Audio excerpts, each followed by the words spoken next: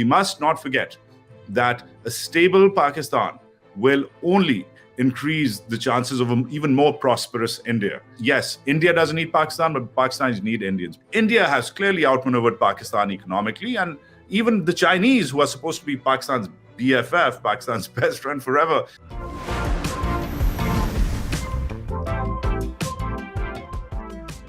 There was a time when there was a clear United States standing behind Pakistan in its journey, in its growth journey, in its journey with not just anything, but even with nuclear weapons. But now that prism of Pakistan seems to sort of, with which even the US viewed India at one point of time, seems to have been broken.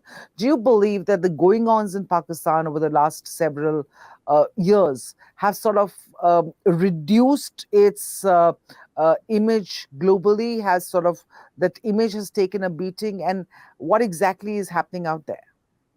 Yeah, it is quite sad. So, I mean, I was in college 20 years ago. Yeah, I am that old. And I was here in New York, in the US, around 9/11. And then what Pakistan became soon after that, as you recall, if some of our viewers, I hope, are old enough to recall, that Pakistan became almost immediately a frontline ally, a frontline state because the US, after 9/11, responded by taking over and invading Afghanistan. For that, it needed Pakistan to basically not just stop its support for the Taliban, but also provide landing rights, air rights, so that those bombers and those troops and those supplies could move in what was one of the biggest invasions of this century. And yes, Pakistan momentarily became a very important ally that had a windfall. The country started doing well. It was back in the right diplomatic circles.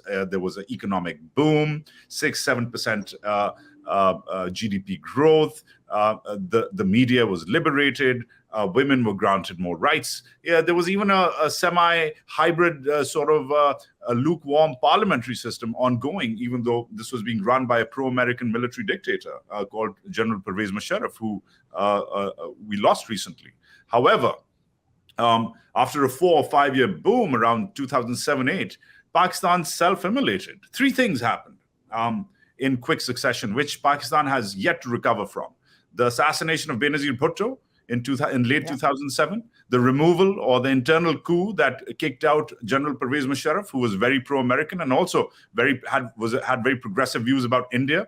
And then later that year, in November 2008, the Mumbai attacks, which affected not just the people of Mumbai or the people of India, but also the people of Pakistan, because that was the official end of any progress made by becoming a US ally, by trying to open up peace talks with the Indians, by trying to make Pakistan a more progressive state and not just whatever it had become in the 80s and 90s, which is an Islamist theocracy.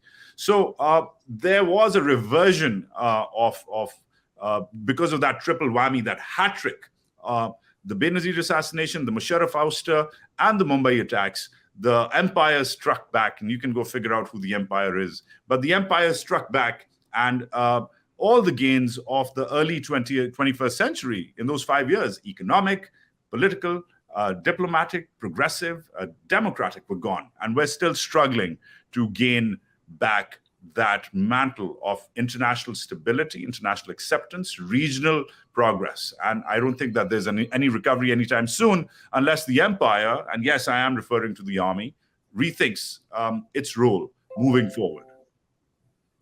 You know, because as you pointed out, and that's exactly how the situation is, because now after the withdrawal of the US from Afghanistan, now the US doesn't need Pakistan in as much as it needed them earlier. And forget that, even pretty friends like the Saudis and the UAE are unwilling to help out during this economic mess. What do you make of that? So again, Pakistan was a great Cold War state, and I think it reasonably outmaneuvered, for a state its size, it outmaneuvered a larger rival like India, because it deployed and used its pragmatic radar to rope in the Americans during the Cold War, for example, and More like its geographical location. not just its geographical location, but also the services it could render from that True. geographical Correct. location. It could keep an eye on the Indians, who were very socialist under Nehruji. It could keep an eye on the Russians, who were obviously Soviets. It could make sure that there was a budding ally in the Shah of Iran. And it could, of course, through the 80s, it continued to make sure that the Red Army was defeated in the mountains of Afghanistan. But by the 90s, the Pakistanis lost value, and that's where the first break with the Americans happened. But because of the aberration that was the war on terror, that came back in. But the Pakistanis lost that mantle too. They had two shots at becoming stalwart American allies. They wasted both those two shots. And then, of course, on the other side of the bridge are the Chinese. Now, the Chinese and the Pakistanis have a very special relationship. That is much more, perhaps, longer lasting and deeper, and also quite mysterious versus the relationship. And also quite detrimental in the long run, may I add, given what we've heard about the debt traps and what's happened in Sri Lanka. Well, the Chinese have their own way of conducting business, but they also have their way of conducting diplomacy as well. And the Chinese don't really care who's in charge as long as there's stability. Exactly. So they don't call you like Washington calls you and says, "Hey, let's guard those human rights," or "Hey, can we please have elections now?" They don't have those demands. They have very different demands. And one of those demands is economic stability and good governance. That is another thing the Pakistanis have failed on. For their Middle Eastern patrons, like the UAE and the Saudis, they've also moved on because, again, those guys were Cold War allies during the Islamic fraternity period in the 50s, 60s, 70s. But now, for example, the Saudis and the Emiratis do more business with the Indians than they do with the Pakistanis, multiple times more. So premised on that, India, which perhaps was being outmaneuvered by Pakistan diplomatically through the Cold War, now finds, because of its own economic prowess, India has clearly outmaneuvered Pakistan economically. And even the Chinese, who are supposed to be Pakistan's BFF, Pakistan's best friend forever, even the Chinese trade with India dwarfs Chinese trade with Pakistan because there's nothing to trade with the Pakistanis. They don't make anything and they don't have anything to buy. They don't have any money to buy your stuff. So effectively, the idea of being this geopolitical magnet, this service provider during the Cold War, that was good during those times. But Pakistan hasn't really evolved well into a progressive political economy ready for this century, ready to talk first and trade first and fight later. The Pakistanis still think that fighting is the way they're going to survive on this planet, rather than Pakistan. But that's not what the world is anymore. The elements of the Pakistani state still think like that. That's not how things work anymore. Absolutely. Absolutely. So you talked about India outmaneuvering Pakistan as far as the economy is concerned, but it seems that diplomatically also that seems to be the case. As you know, that's increasingly the case because what we've seen, during the Russia-Ukraine war, all eyes have been on India as far as, in fact, many countries even directly appealing to the Prime Minister Modi to sort of intervene and sort of bring about some sort of resolution to the madness that's going on in Europe right now. But having said that, let me just talk about India and about Pakistan's relevance to India. There are many who believe that Pakistan has now become irrelevant as far as India is also concerned. And, I'd like your take on that. So economically, I think we need to break this down because it's quite a sweeping statement, being irrelevant. If we were irrelevant, we wouldn't be talking for 20-something minutes if Pakistan was irrelevant, right? So, I mean, clearly there's diplomatically. Right. So let's break this down. No, in the global world, yes. I hear you. So economically, for example, the race is over. India has a $3.5 trillion economy. The Pakistanis need $1 billion from the IMF. I mean, just take those two yardsticks and run with them, right? So economically, there's maybe the closest parity we had economically was in the late 80s.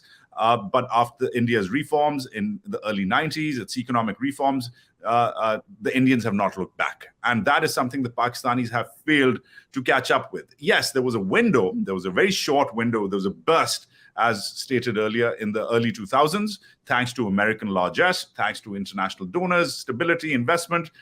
Pakistan was going to be the next Israel, it seemed like, to stabilize this region.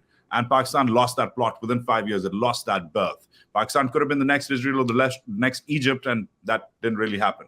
So economically, the race, if there is any at all, is only going to be good for Pakistan in a way when it starts to open up ties with India, trade ties. So Pakistan can only now piggyback on the Indian economic juggernaut and try to gain from that. And by the way, so many analysts and so many Pakistani papers write pretty much every week that it's time to open up and normalize trade ties with India, that Pakistan will gain from it.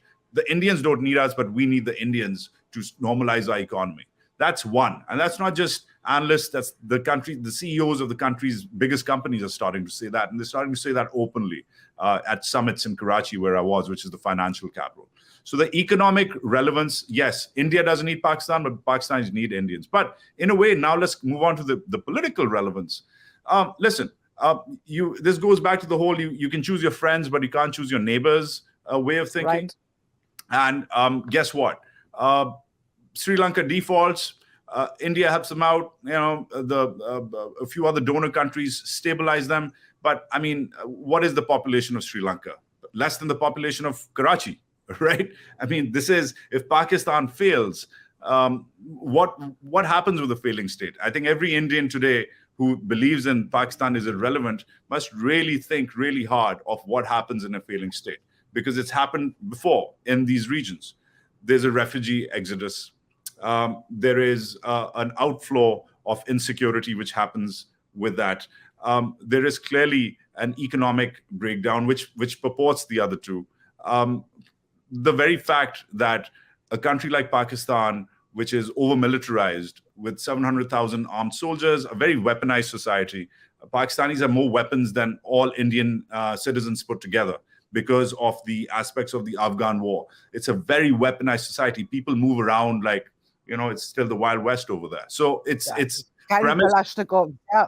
Right, the Kalashnikov culture exists. Premised on that, add all of that with 200 nuclear weapons, who will secure those? So a failing Pakistan cannot be afforded by anybody on the planet, forget India. But India has perhaps the highest stakes. So premised on that, the political and diplomatic relevance of Pakistan versus the economic relevance of Pakistan, it's time, I think, for both sides to really think. While Mr. Modi has led India economically, he's also his machine has also been pretty clear about taking a very hard stand on Pakistan. Rightly so. I mean, that's what his voters elected him for, to take a harder position on Pakistan. But we must not forget that a stable Pakistan will only increase the chances of an even more prosperous India. Now, the Pakistanis need to do the reverse thinking in that order as well. So just trying to bleed India by 1,000 cuts, which is a policy of the Pakistani military since the 50s, since the first insurgencies began, since the 40s even, if you go back to the history of the Kashmir war, that has spectacularly failed, not just in the valley of Kashmir, but also the streets of Karachi and the bazaars of Lahore. That overinvestment in a national security state has failed. But who will bail Pakistan out is the question. That brings into context the larger trade ties issue. Right. And, you talked about who will bail Pakistan out, and India is, and you said that the resumption of trade ties is something that more and more people and more voices in Pakistan are calling out for. But India has been very clear, the Indian government has been very clear that, you stop the terrorism coming into the valley and we will. But there, as you pointed out, from the Pakistani military side and from the establishment, a weak establishment, who do you talk to? Who do you talk to put an end to this and to resume trade ties from the Pakistani side? That's an excellent question. And that's something which South Bloc has been trying to answer for decades, trying to figure out for decades now. But ultimately, Aditi, I think the answer is that all roads to Delhi lead through Rawalpindi. That's what they say in Pakistan, right? So it's Hmm. you have to deal. That's the home of the military. That's the home of the headquarters, the general headquarters of the army, and whether you like them or not. And I'm assuming most Indians don't like them. I can understand that, but as a Pakistani, I must implore you to figure out and work with the reality here, the political reality that is the Pakistani military, which, by the way, has engaged in a peace process with India in the past. The closest Yes. the Pakistanis have ever gotten and the Indians have ever gotten in the last 50 years to reaching a real solution to solving the Kashmir issue was under a military dictatorship. I'm not saying Right. that we need a military dictator to come in and take over and then things with India will be fine. I'm certainly not saying that. Hmm. But what I am saying is that that is the sort of leadership Pakistani generals can, and that is the sort of mindset that Pakistani generals can display.